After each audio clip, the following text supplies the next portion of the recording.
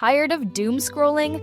Time for a dose of awesome. 5 Good News Stories is your happy place, where underdogs become champions, crossing guards become legends, and impossible dreams come true.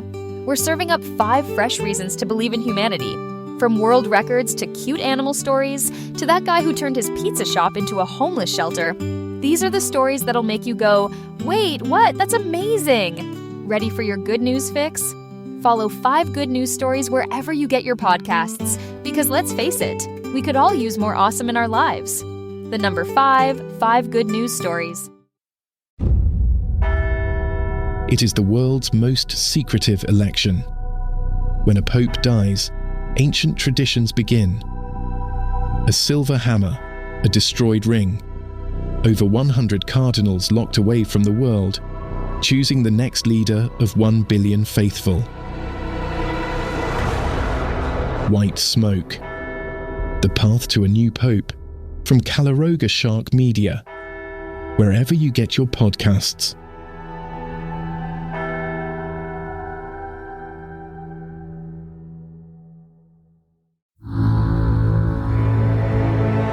Caloroga Shark Media.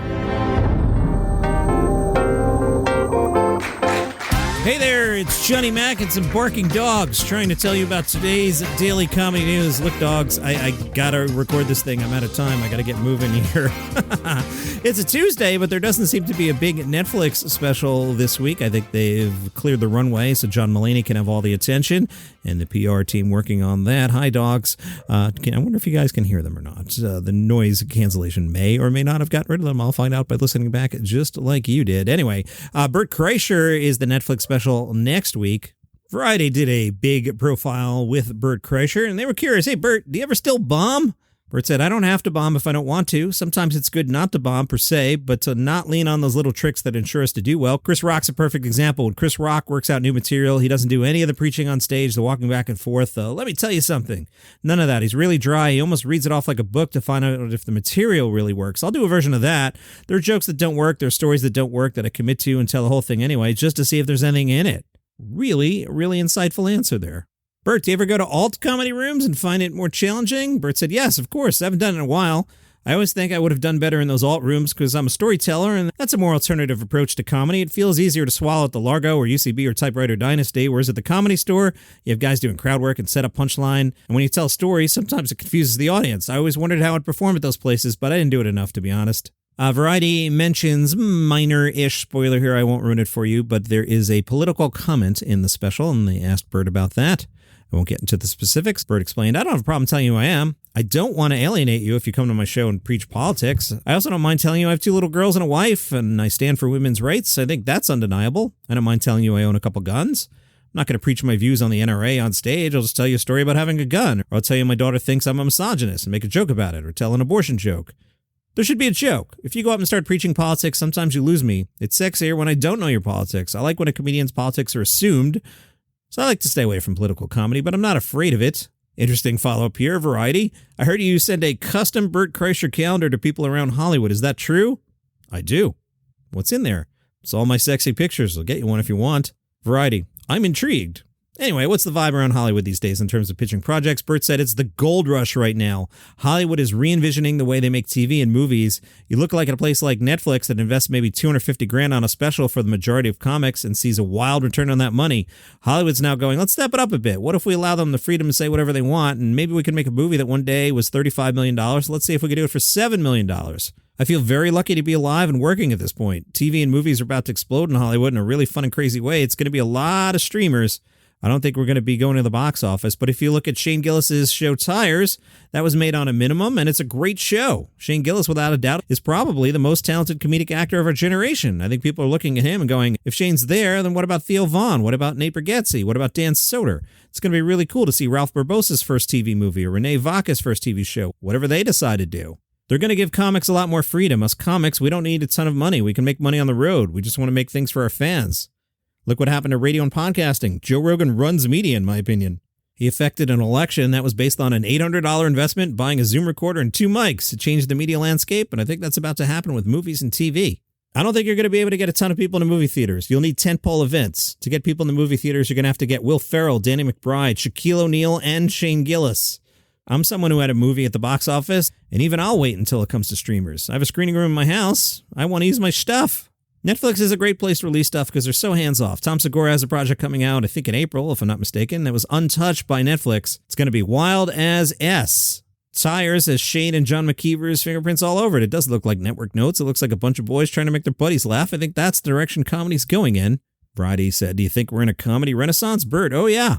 Stand-up comedy right now is where it was when Steve Martin, Richard Pryor, Sam Kinison, Andrew Dice Clay were making specials. That's two different generations, Bert. Right before they took over the box office. Look at all these great specials that have come out recently. Hollywood producers are getting younger and younger every day, and they're enjoying these comedic voices. They're going to be like, how do I get you to do your thing for me? From the New York Times, friend of the show, Jason Zinnemann.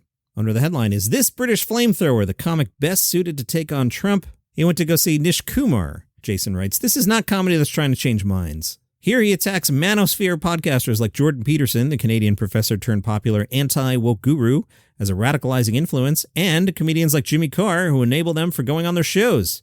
He also criticized the left for fixating on the wrong questions, like whether people can enjoy good art by bad people. We all do, he says with a refreshing conclusiveness, which is why he adds, this is very funny, I have pre-read this, we should all thank Russell Brand for never producing anything worthwhile. No one heard those allegations of sexual assault and thought, well, how will I enjoy Get Him to the Greek? That is very funny. Zinnemann says what makes Kumar stand out and meet the moment is his lack of caution. His funniest material can be appealingly reckless. His most virtuoso bit is an elaborate consideration of the assassination attempt of famous person who's on TV a lot from New York City and owns some casinos. I don't need a visit from the Fed types. I'm just telling you what Jason Zinnemann wrote. Take it up with him. There's no doing it justice on the page, but its rigorous justification of violent thoughts carried the spirit of the ferocious comic Bill Hicks in a way that Jason Zinnemann hasn't seen in many years. Very interesting. If you listen to the show all the time, Nish's name tends to come up. It tends to be a weekend item, as I usually move the British stuff to the weekends. I see him breaking through over here. The Last Laugh podcast caught up with George Wallace. I thought his comments about Johnny Carson were very interesting. We'll get to that in a second. George says, marketing is just another name for BS, so that's why I knew Trump as a BSer, because that's what I do. All BSers know each other. We don't know each other, but we know each other. You can see the BS coming from around the corner. It's what we do. So Wallace talked about being on The Tonight Show with Johnny Carson. He killed the first night and was invited back on the show 3 more times, but he said he never got the wave over to the couch. As George tells it, I never got invited over to the couch, but I found out something. He recalls a story he heard from the manager of bandleader Doc Severinsen. So as the story goes, Carson, quote, didn't get along with, unquote, people of color. Wallace started to notice that he wasn't the only black comedian who did not get called over to the couch. He points out that Red Fox never guest hosted The Tonight Show, despite the fact that the studio was next door, and shares a story about being backstage with What's Happening star Shirley Hemphill when she got bumped from a scheduled appearance. She said, F Johnny Carson as loud as she could and shouted, I'll never do this effing show again. Wallace recalled that with a laugh and the shake of his head. Did it bother Wallace when he realized he may have been treated differently by Carson? Of course it did, because when you're doing the show and you get 19 applause breaks, that warrants you to say hello at least. I just find it interesting. I have no idea what the breakdown of comedians waved over to the couch is or not. Maybe we'll reach out to Mark Malkoff, who used to do the Carson podcast. I will do that as soon as we're done recording here. You know, out of 100 comedians, did 2 get waved over? Did 5? Did 99? I don't know. Of the 2, 5, or 99 that got waved over, I don't know what gender they were. I don't know their background. I don't know their religion. I don't know what state they were from. I don't know if they were British. I don't know if they were Drew Carey with glasses. He got waved over. But so I don't know. I also don't know, never mind getting waved over, what the booking looked like. So it's a fair question. Caleb Heron did a show at the University of Arkansas, and the Ark Traveler caught up with him. Caleb explained, politics came to me so early and so naturally because I grew up fat, gay, and poor in Missouri. Casual racism and homophobia made him political at a very young age. Politics dictates the whole of our lives, especially if you're somebody who has marginalized identities. He says he focuses on causes rather than candidates. He works with housing and the Kansas City Tenant Union. Heron explains, I think hopelessness is a very privileged perspective. I don't really have time for hopeless people. The people I know that have the most hope are doing the most, and that's what you need to do, especially if you have more privileged identities. Let me get to this one. I've bounced this a few times. The show's been so busy, and I just bumped 4 stories right now. Let's hit Gossip Corner. Apparently, there was some speculation regarding Jamie Foxx, who I used to work with. I'm not going to say we were best friends or anything, but I clearly worked with him, been in the room with him, have had many conversations with him. Anyway, there was speculation about an alleged illegitimate son. On March 3rd, Jamie's nephew PJ took to his Instagram account and shared a story indicating that Uncle Fox has no son. Jay also added that the closest person to being called a son would be him and no one else. I don't remember Jamie having a nephew, but I have not worked with Jamie in probably 15 years at this point. So PJ, I don't know how old PJ is, but he could have been 3, and is now 18 years old. So that I don't remember a nephew doesn't mean anything. I'm just telling you my personal experience, because if you listen all the time, you know that I kind of sort of know Jamie a little bit. Anyway, a man on Twitter had alleged Jamie to be his father and accused him of not being a nurturing parent. Now that I will speak to. Having been around Jamie and family members, he's a family guy. Just trust me on that. I'm not going to tell you things that were probably private. I've seen it with my own eyes. Jamie Foxx, Eric Bishop, is a family guy.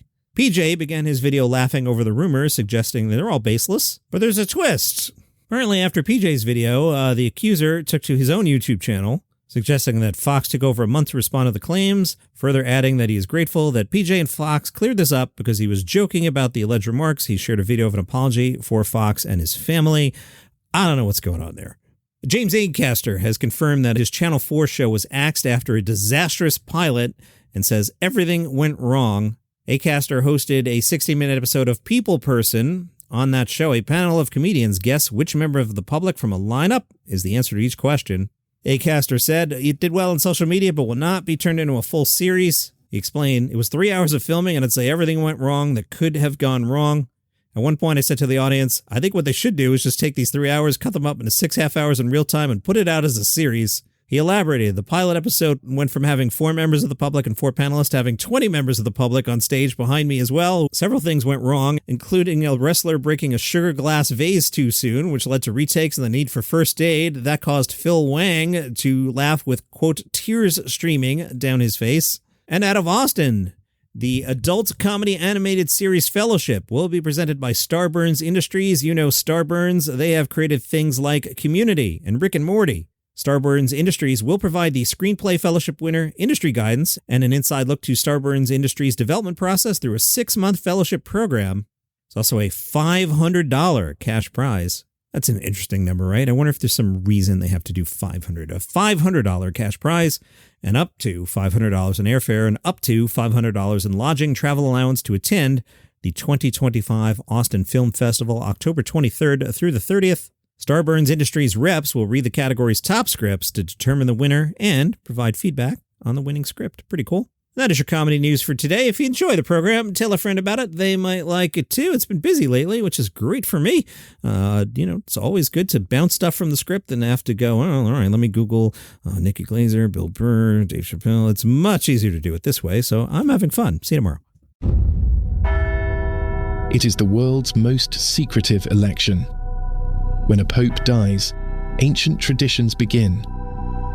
A silver hammer, a destroyed ring, over 100 cardinals locked away from the world, choosing the next leader of 1 billion faithful.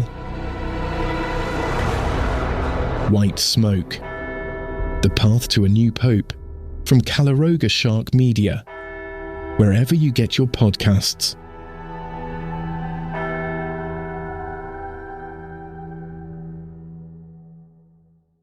If you're fascinated by UFOs, aliens, ghosts, demons, cryptid creatures like Bigfoot, Chupacabra, and Mothman, then I have the show for you. The Paranormal 60 with Dave Schrader. Each week, we investigate different claims of the supernatural and try to shed light into the darkness, bringing you the top guests and experts from around the world. Enter the fray. Then join me, Dave Schrader, your host, as we investigate all aspects and claims of the supernatural and paranormal. Listen on all of your favorite podcast platforms: Good Pods, TuneIn, Pocket Casts, Deezer, Player FM, Amazon Music, Audible, Podcast Addict, Podchaser, Google Podcasts, CastBox, Spotify, iHeartRadio, and Apple Podcasts. The answers to life's biggest questions and miracles and mysteries awaits you So join me each week, 2 brand new episodes of the best in paranormal podcasting, The Paranormal 60 with Dave Schrader.